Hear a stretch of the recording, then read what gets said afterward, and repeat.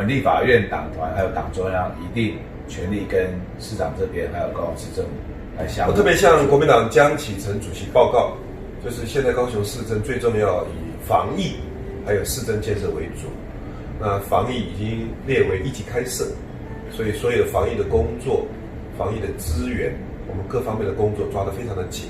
希望江主席能够协调国民党的立法委员，在防疫工作多多来帮助高雄。第二，市政建设，那纾困专案条例也通过，未来一些经费的申请，也特别拜托江启臣主席能够帮我们联络立法院的国民党党团，加大力度来协助高雄。高雄的财政非常的困难，把防疫做好，把市政工作做好，这是我们高雄市对国民党江主席的拜托。好，我想我完全同意刚刚市长所讲的，这也是刚才我们经过交换意见之后，大家都同意防疫跟市政现在是高雄市政府还有韩市长这边最优先也最要紧的工作。我们立法院党团还有党中央一定全力跟市长这边还有高雄市政府来相互合作啊，不管是在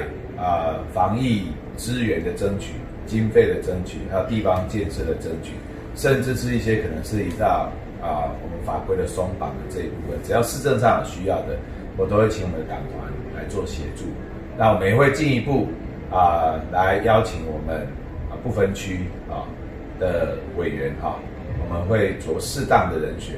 到高雄来设立这个服务处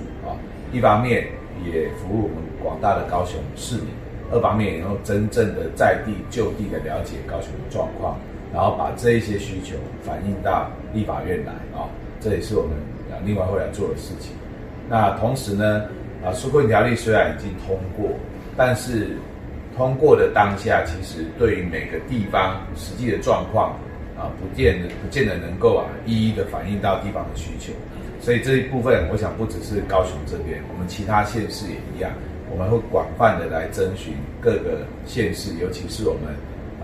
担任县市首长这些县市，他们对于纾困上面这些条例，不管是在经费或资源上面，一到地方去落实的时候，如果遇到问题，我们会来收集他们的意见，看是不是条例上有没有要调整的